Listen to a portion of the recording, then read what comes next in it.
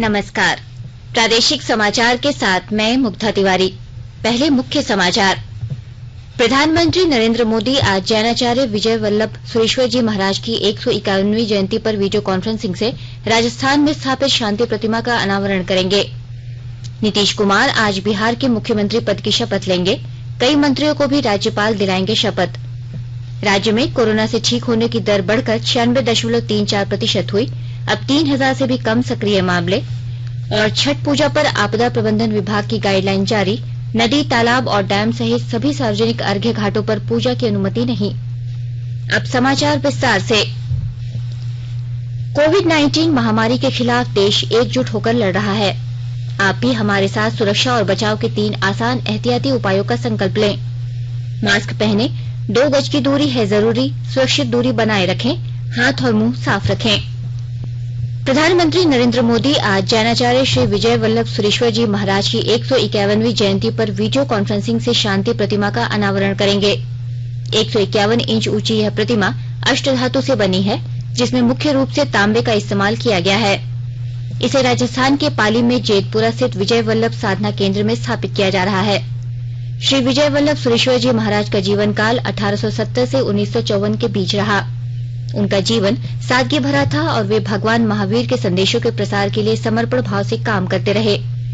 उन्होंने शिक्षा के प्रसार और सामाजिक बुराइयों के उन्मूलन के लिए अथक प्रयास किए, प्रेरणादायी साहित्य का सृजन किया और स्वतंत्रता आंदोलन तथा स्वदेशी को भरपूर समर्थन दिया। उनकी प्रेरणा से आज कई राज्यों में 50 से अधिक शिक्षा संस्थान चल रहे हैं। उनके सम्मान में स्थापित की जा रही शांति प्रतिमा को स्टैच्यू ऑफ पीस का नाम दिया गया है। बिहार में आज नीतीश कुमार 7वीं बार राज्य के मुख्यमंत्री के रूप में शपथ लेंगे। शपथ ग्रहण समारोह शाम 4 बजे से 4:30 बजे के बीच आयोजित किया जाएगा। श्री नीतीश कुमार को कल सर्वसम्मति से राष्ट्रीय जनतांत्रिक गठबंधन एनडीए का नेता चुना गया था। बाद में श्री नीतीश कुमार और भाजपा की बिहार शाखा के अध्यक्ष संजय जायसवाल और अन्य नेताओं ने राज्यपाल फागू चौहान से भेंट की और राज्य में सरकार बनाने का दावा पेश किया। एनडीए ने हाल में हुए बिहार विधानसभा चुनाव में 125 सीटें जीतकर स्पष्ट बहुमत हासिल किया है। इस बीच कटिहार से भाजपा विधायक तारकिशोर प्रसाद को पार्टी विधायक दल का नेता और बेतिया से विधायक रेणु देवी को विधायक दल का उप नेता चुना गया। पिछले 4 दिनों में फर्जी बिल जारी करने के मामले में 25 लोगों को गिरफ्तार किया गया है। Goods and service tax intelligence DGGI के सूत्रों ने बताया कि नकली इनपुट टैक्स क्रेडिट आईटीसी की वास्तविक राशि का पता लगाया जा रहा है। सूत्रों ने कहा कि गिरोह में शामिल अन्य व्यक्तियों की पहचान करने और उन्हें गिरफ्तार करने के लिए खोज और जांच अभियान चलाया जा रहा है। ऐसे लोगों की पहचान की जा रही है जो मामले में लाभार्थी भी हैं और जिन्हें वस्तु और सेवा कर तथा आयकर से बचने और मनी लॉन्ड्रिंग करने के लिए नकली बिल का इस्तेमाल किया है। इन मामलों में शामिल प्रमुख वस्तुओं में लोहा और इस्पात, तांबे की तार, प्लास्टिक के दाने, सिले सिलाए वस्त्र, सोना और चांदी, कृषि उत्पाद, दुग्ध उत्पाद और मोबाइल शामिल हैं। डीजीजीआई ने कहा है कि वस्तु और सेवा कर चोरी और आईटीसी के धोखेबाजों के खिलाफ अभियान और तेज किए जाने की आशा है। इससे आने वाले दिनों में कई और गिरफ्तारियां हो सकती हैं। राज्य के उपायुक्त छवि रंजन ने टीबी हारेगा देश जीतेगा अभियान और नवजात शिशु सप्ताह का कल जिला स्तरीय ई लॉन्च समारोह में ऑनलाइन शुभारंभ किया। इस अवसर पर उन्होंने 15 से 21 नवंबर 2020 तक चलने वाले नवजात शिशु सप्ताह और 15 नवंबर 2020 से 14 जनवरी 2021 तक चलने वाले टीबी हारेगा देश जीतेगा अभियान को लेकर पदाधिकारियों को आवश्यक दिशा निर्देश दिए। समारोह के दौरान ऑनलाइन माध्यम से पदाधिकारियों को संबोधित करते हुए उपायुक्त ने कहा कि नवजात शिशु सप्ताह और टीबी हारेगा देश जीतेगा अभियान को लेकर माइक्रो प्लानिंग कर ले, समयबद्ध और चरणबद्ध तरीके से आयोजन करें। इधर रामगढ़ जिले में कल सदर अस्पताल रामगढ़ से नवजात शिशु सप्ताह के साथ ही यक्ष्मा कार्यक्रम टीबी हारेगा देश जीतेगा कार्यक्रम का उद्घाटन civil surgeon doctor Neelam Chaudhary द्वारा किया गया। इस दौरान सदर अस्पताल में नवजात शिशुओं की माताओं के बीच तौलिया एवं मास्क का वितरण किया गया। नवजात शिशु सप्ताह के दौरान जिले के सभी सामुदायिक स्वास्थ्य केंद्र, हेल्थ एंड वेलनेस सेंटर, प्राथमिक स्वास्थ्य केंद्र और सदर अस्पताल में शिशु स्वास्थ्य से संबंधित विशेष ध्यान एवं आकस्मिक स्थिति से निपटने के लिए हर सुविधा उपलब्ध कराई जाएगी। टीबी हारेगा देश जीतेगा कार्यक्रम में 2 सप्ताह से अधिक खांसी वाले संदिग्ध रोगियों की खोज स्वास्थ्य कर्मियों के द्वारा घर घर जाकर की जाएगी। आज अंतर्राष्ट्रीय सहिष्णुता दिवस है। आज का दिन पूरे विश्व में मानवाधिकार और लोगों की आजादी के मूल सिद्धांत को मान्यता देने के लिए मनाया जाता है। यह संदेश देता है कि लोग प्राकृतिक रूप से विविधता संपन्न होते हैं। दुनिया के प्रत्येक भाग में अलग समुदायों को सिर्फ सहिष्णुता के माध्यम से जोड़ा जा सकता है। ऑल इंडिया रेडियो से बातचीत में नई दिल्ली स्थित यूनेस्को के प्रमुख एरिक फॉल्ट ने कहा कि असहिष्णुता से लड़ने की कुंजी शिक्षा में ही निहित है। लोहरदगा जिला में नेशनल ग्रीन ट्रिब्यूनल की बैठक में पर्यावरण संरक्षण को लेकर कई निर्णय लिए गए हैं। जिले में भूगर्भ जल स्तर बनाए रखने के लिए योजना बनाई जा रही है। विस्तृत ब्यौरा दे रहे हैं हमारे लोहरदगा संवाददाता। लोहरदगा जिला में नेशनल ग्रीन ट्रिब्यूनल की बैठक संपन्न हुई। बैठक में कई तरह के निर्देश दिए गए। जिले के उच्च अधिकारियों की बैठक में कहा गया कि जल स्रोतों को जीवित रखने के लिए तमाम वर्ग के लोगों के साथ मिलकर काम करने की जरूरत है। बैठक में भूगर्भ जल स्तर बनाए रखने और जल स्रोत को जीवित रखने पर लेकर विस्तार से चर्चा की गई। पेयजल स्वच्छता विभाग को पानी की सैंपल जांच करने का आदेश दिया गया। नगर परिषद क्षेत्र के तालाबों की पानी की भी जांच करने का निर्देश दिया गया है। वाटर व हार्वेस्टिंग पर गंभीरता से काम करने की बात कही गई और लोगों को इसके लिए जागरूक करने का भी निर्देश दिया गया। वाटर रिचार्ज की योजनाओं के चयन हेतु ग्राम सभा आयोजित करने को लेकर चर्चा की गई। मनरेगा के अंतर्गत प्रत्येक पंचायत में 5-5 कुआं एवं एक बड़ा तालाब निर्माण की योजना स्वीकृत करने का निर्देश अधिकारियों को दिया गया। शहरी क्षेत्र में तत्काल प्रभाव से डीप बोरिंग पर प्रतिबंध लगा दिया गया है। गोपी कृष्ण कुंवर, आकाशवाणी समाचार, लोहरदगा। आकाशवाणी के ताजा तरीन समाचारों के लिए आप हमारी वेबसाइट newsonair.com पर लॉग ऑन कर सकते हैं। ताजा समाचार ट्विटर हैंडल @AIRNewsAlerts और Facebook page all India radio news पर भी उपलब्ध है।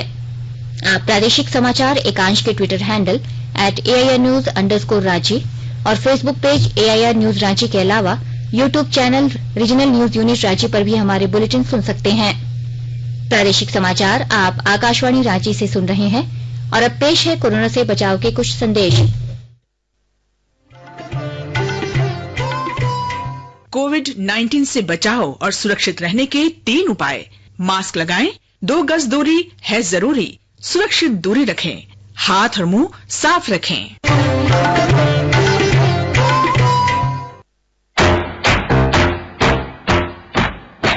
चलो मिलकर एक शुरुआत करें, चलो एक फैसला आज करें, मास्क नहीं तो टोकेंगे, कोरोना को रोकेंगे, चलो एक इरादा करते हैं, चलो कुछ वादा करते हैं, मास्क नहीं तो टोकेंगे, कोरोना को रोकेंगे।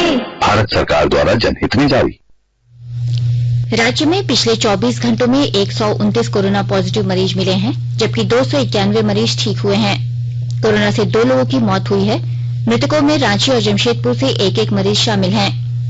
स्वास्थ्य विभाग के अनुसार राज्य में कुल कोविड-19 के मामले अब 1,06,064 हो गए हैं, जबकि 1,02,188 मरीज ठीक हुए हैं। राज्य में 924 कोरोना मरीजों की अब तक मौत हो चुकी है। वहीं कोरोना की रिकवरी रेट बढ़कर 96.34% है। अब तक जांच के लिए 38 लाख से अधिक नमूनों का संग्रह किया गया है, जिनमें 37 लाख से अधिक नमूनों की जांच की जा चुकी है।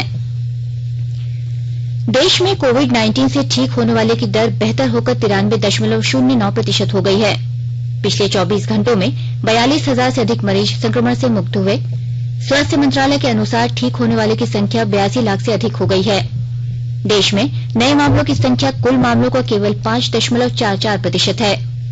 इस समय देश में सक्रिय मामलों की संख्या 4,79,000 है। पिछले 24 घंटों के दौरान मिले 41,000 से अधिक नए मामलों को मिलाकर कुल मामलों की संख्या 88 लाख को पार कर चुकी है।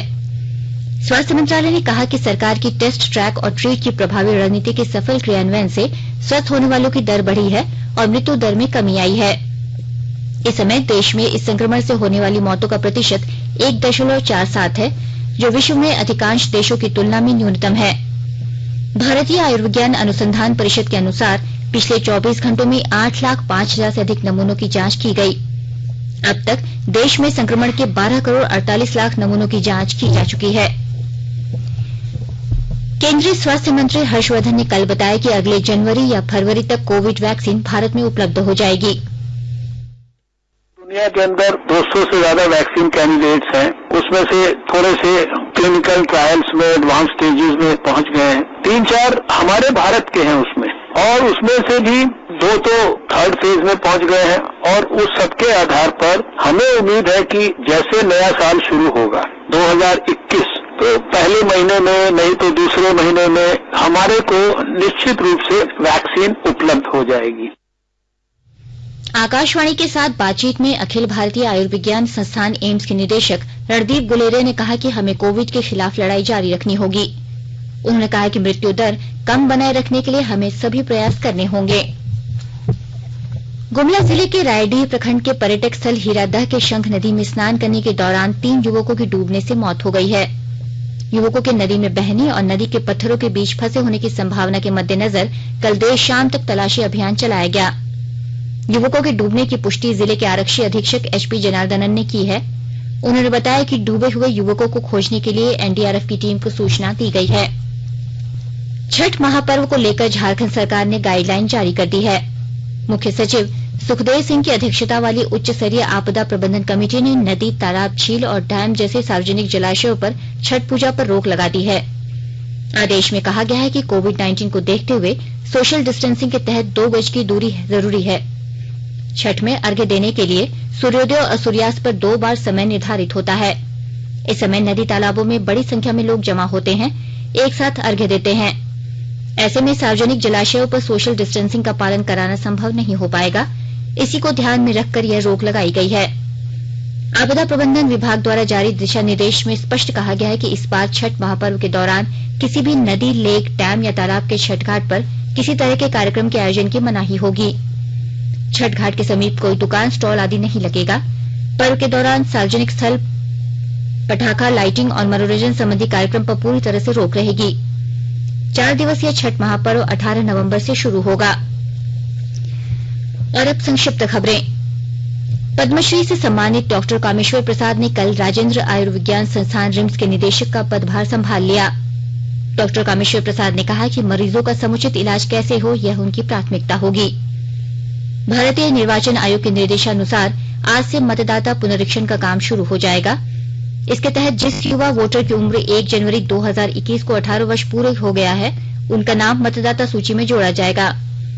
इस दौरान मतदाता सूची में किसी प्रकार की त्रुटियों या नाम हटाने अथवा स्थान परिवर्तन के लिए भी आवेदन दिया जा सकता है। हजारीबाग जिले में बड़कागांव पुलिस ने प्रतिबंधित नक्सली संगठन भाकपा माओवादी से जुड़े 2 सक्रिय सदस्यों को गिरफ्तार किया है। देश भर में भाई दूज और चित्रगुप्त पूजा हर्षोल्लास के साथ मनाया जा रहा है। प्रधानमंत्री नरेंद्र मोदी ने देशवासियों को शुभकामनाएं दी हैं। और आइए अब सुनते हैं राज्य के प्रमुख अखबारों ने किन खबरों को प्रमुखता से प्रकाशित किया है। राज्य से प्रकाशित होने वाले सभी अखबारों ने झारखंड स्थापना दिवस और भगवान बिरसा मुंडा की जयंती से जुड़ी खबरों को प्रमुखता से छापा है। इसके अलावा नीतीश कुमार के 7वीं बार बिहार के मुख्यमंत्री पद की आज दोपहर शपथ लेने की खबर को प्रमुखता से प्रकाशित किया गया है। इस बार छठ में घर पर ही दे अर्घ्य, घाटों पर पूजा की अनुमति नहीं, इस शीर्षक के साथ प्रभात खबर ने राज्य सरकार की गाइडलाइन को पहले पन्ने पर प्रकाशित किया है। बिहार में नीतीश 7वीं बार मुख्यमंत्री की शपथ लेंगे, इस शीर्षक के साथ हिंदुस्तान ने शपथ ग्रहण से जुड़ी खबर को प्रमुखता से छापा है। दैनिक जागरण की पहली सुर्खी है सम्यक विकास की दिशा में आगे बढ़ रहा झारखंड। मुख्यमंत्री हेमंत सोरेन के धरती आबा को श्रद्धांजलि देने के साथ दिए बयान को अखबार ने प्रमुखता से प्रकाशित किया है। देश में सबसे कम सक्रिय मरीज झारखंड में, रिकवरी रेट भी 96%। दैनिक भास्कर ने इस शीर्षक के साथ कोरोना के सुधरते रिकवरी रेट से जुड़ी खबर को पहले पन्ने पर जगह दी है। रिम्स के नए निदेशक पद पर पद्मश्री डॉक्टर कामेश्वर प्रसाद के कल योगदान देने की खबर को राज्य एक्सप्रेस ने पहले पन्ने पर प्रकाशित किया है। अंग्रेजी दैनिक द टाइम्स ऑफ इंडिया ने नीतीश कुमार के बिहार के मुख्यमंत्री और तारकिशोर प्रसाद और रेणु देवी को उप मुख्यमंत्री की जिम्मेदारी मिलने की खबर को अपनी पहली सुर्खी बनाई है। और हिंदुस्तान टाइम्स ने गृह मंत्री अमित शाह के दिल्ली में कोविड से उत्पन्न स्थिति के बारे में समीक्षा बैठक की खबर को पहले पन्ने पर प्रकाशित किया है। अंत में मुख्य समाचार एक बार फिर। प्रधानमंत्री नरेंद्र मोदी आज जैनाचार्य विजय वल्लभ सुरीश्वर जी महाराज की 151वीं जयंती पर वीडियो कॉन्फ्रेंसिंग से राजस्थान में स्थापित शांति प्रतिमा का अनावरण करेंगे। नीतीश कुमार आज बिहार के मुख्यमंत्री पद की शपथ लेंगे। कई मंत्रियों को भी राज्यपाल दिलाएंगे शपथ।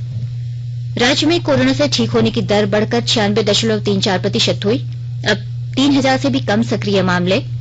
और छठ पूजा पर आपदा प्रबंधन विभाग की गाइडलाइन जारी, नदी, तालाब और डैम सहित सभी सार्वजनिक अर्घ्य घाटों पर पूजा की अनुमति नहीं। इसके साथ ही आकाशवाणी रांची से प्रादेशिक समाचार का ये बुलेटिन समाप्त हुआ। नमस्कार। घर में रहिए, सुरक्षित रहिए और सुनते रहिए आकाशवाणी।